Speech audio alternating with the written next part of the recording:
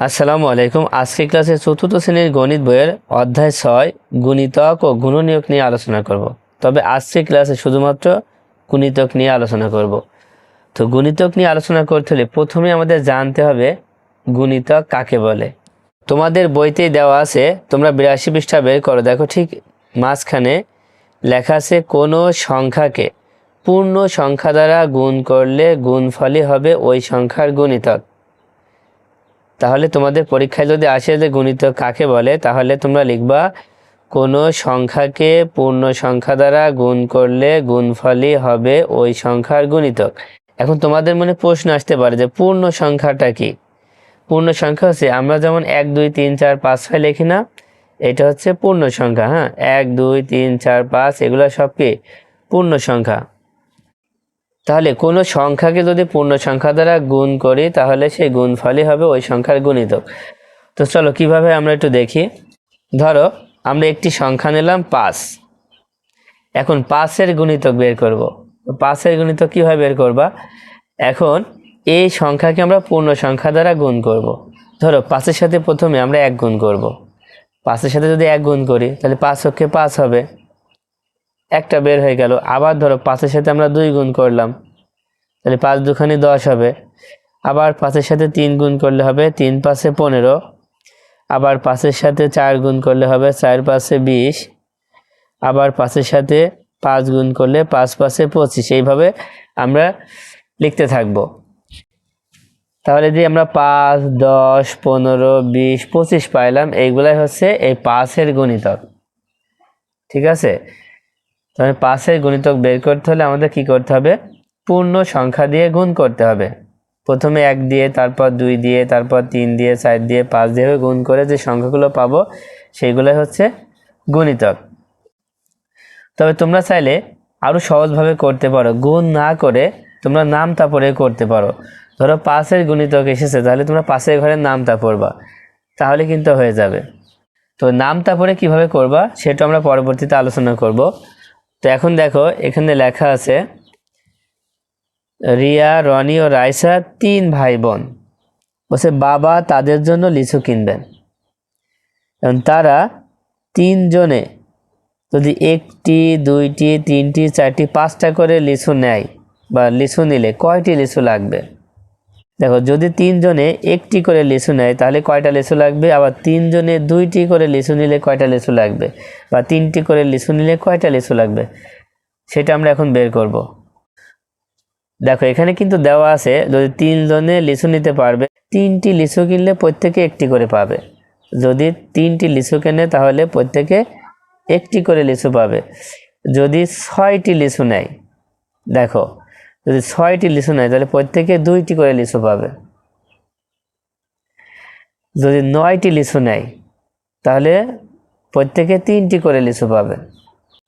আর যদি 12টি লিচু নেয় তাহলে প্রত্যেকে 4টি করে লিচু পাবে। কিভাবে? এখানে দেখো 3-এর সাথে কিন্তু গুণ করা আছে, 3 অক্ষে 3, 3 দুখানি 6, 3 তিরিখে 9, 3 4-এ 12। এই 3 হচ্ছে 3 জন, আর এই 4 হচ্ছে লিচুর সংখ্যা। এই 5 হচ্ছে লিচুর সংখ্যা, 3 হচ্ছে জন। তার মানে যদি 15টি লিচু নেয় তাহলে প্রত্যেকে 5টি করে লিচু পাবে। এখন যদি এখানে 3 আছে, তার মানে আমি যদি এখানে 6 লিখি তাহলে 3 6 18। যদি 18টি লিচু নেয় তাহলে প্রত্যেকে 6টি করে লিচু পাবে। তার মানে কি হলো? দেখো প্রত্যেকবার 3-এর সাথে আমরা একটা করে পূর্ণ সংখ্যা গুণ করেছি। প্রথমে 3-এর সাথে 1 গুণ করেছি, 3 অক্ষে 3, তারপর 3-এর সাথে 2 গুণ করেছি, 3 দুখানি 6, 3 তিরিখে 9, 3 4-এ 12, 3 5-এ 15, 3 6 18। এখানে কিন্তু আমরা দেখো পূর্ণ সংখ্যা গুণ করছি, আবার আরেক দিক থেকে হিসাব করলে আমরা কি করছি? নামতা পড়ছি, তাই না? তারপরে কি লেখা আছে? বলছে 3কে 1 2 3 4 5 দ্বারা গুণ করার ফলে 3 6 9 12 15 ইত্যাদি সংখ্যা পায়। এবার 3কে কোনো পূর্ণ সংখ্যা দ্বারা গুণ করার ফলে যে সকল সংখ্যা পাওয়া যায় সেগুলো হলো 3-এর গুণিতক। দেখো 3কে আমরা কোনো পূর্ণ সংখ্যা দ্বারা গুণ করার ফলে যে সংখ্যাগুলো পাওয়া যায় সেগুলো হলো 3-এর গুণিতক। তার মানে এখানে যে 3 6 9 12 15 18 এইগুলো সব হচ্ছে কি 3-এর গুণিতক। দেখো নিচে কিন্তু লেখা আছে 3, 6, 9, 12, 15 ইত্যাদি সংখ্যাগুলো হলো 3-এর গুণিতক। দেখো সাধারণত আমরা শূন্যের গুণিতক হিসাব করি না, এটা কিন্তু মনে রাখবা। সাধারণত আমরা শূন্যের গুণিতক কি করি না, হিসাব করি না। তো এবার 1 নম্বর দিয়ে দেখো লেখা আছে নিচের তালিকা থেকে 2 ও 3-এর গুণিতকগুলো বৃত্ত দ্বারা চিহ্নিত করি। নিচে যে 2টা তালিকা দেওয়া আছে এখানে আমরা 2 ও 3-এর গুণিতকগুলোকে বৃত্ত দ্বারা কি করব, চিহ্নিত করব। দেখো প্রথমে আছে 2-এর গুণিতক। তো 2-এর গুণিতক হলে আমরা কি করব, 2-এর ঘরে নামতা পড়ব। নামতা পড়লেই গুণিতক পাওয়া যাবে। দেখো 2 অক্ষে 2, তার মানে প্রথমে আমরা 2 পাচ্ছি, তারপরে 2 দুখানি 4, 3 দুখানি 6, 4 দুখানি 8, 5 দুখানি 10, 6 দুখানি 12, 7 দুখানি 14, 8 দুখানি 16, 9 দুখানি 18, 10 দুখানি 20। তা 2-এর গুণিতকগুলো আমরা কিন্তু বৃত্ত দ্বারা চিহ্নিত করলাম। এবার 3-এর গুণিতক খেয়াল করো। 3-এর গুণিতক হচ্ছে 3 অক্ষে 3, 3 দুখানি 6, 3 তিরিখে 9, 3 চারে 12, 3 পাঁচে 15, 3 6 18। দেখ আমরা কি করলাম, নামতা পড়লাম না, নামতা পড়লেও কিন্তু গুণিতক বের করা সম্ভব। এটা কিন্তু আরো বেশি সহজ, বারবার গুণ করার চেয়ে তুমি নামতা পড়বা, তাহলে আরো তাড়াতাড়ি হবে। এবার তোমরা 82 পৃষ্ঠা বের করো। দেখো 1 নম্বরে লেখা আছে একটি দোকানের তাকে কতগুলো চকলেটের বাক্স আছে। বাক্সগুলোর প্রতিটির উচ্চতা 4 সেমি। দেখো এখানে কয়েকটা বাক্স দেওয়া আছে। দেখো 1 2 3 4 5 6, এখানে 6টা বাক্স দেওয়া আছে।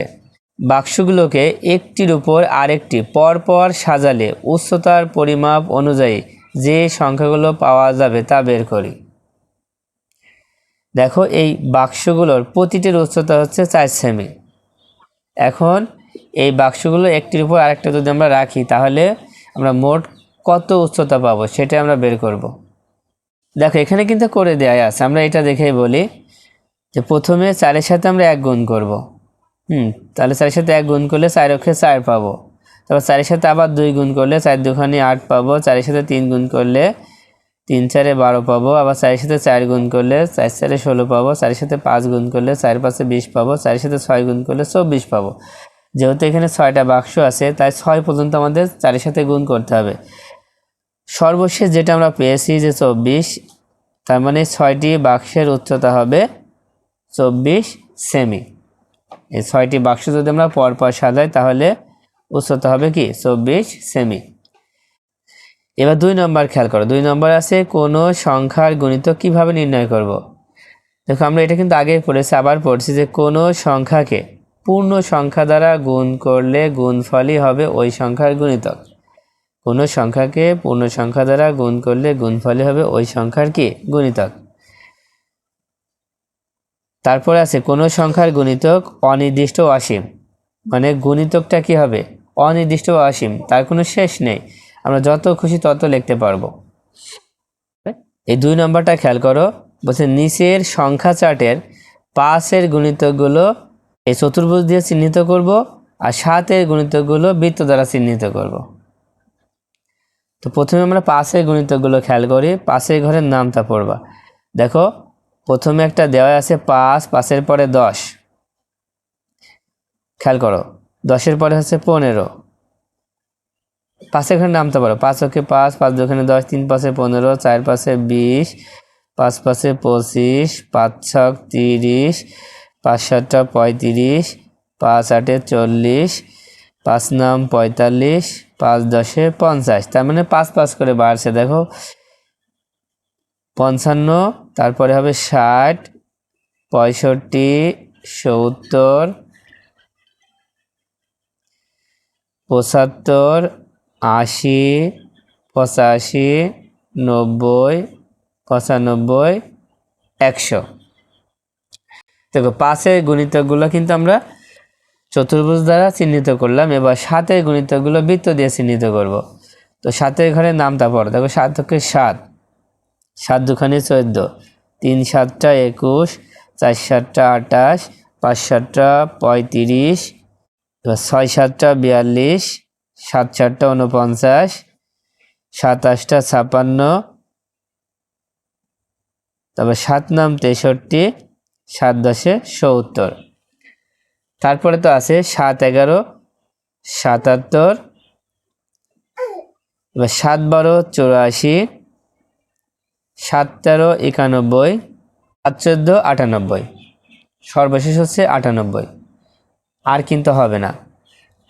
তো দেখো এখানে আমরা 5-এর গুণিতকগুলো চতুর্ভুজ দিয়ে চিহ্নিত করেছি, আর 7-এর গুণিতকগুলো আমরা বৃত্ত দ্বারা চিহ্নিত করেছি।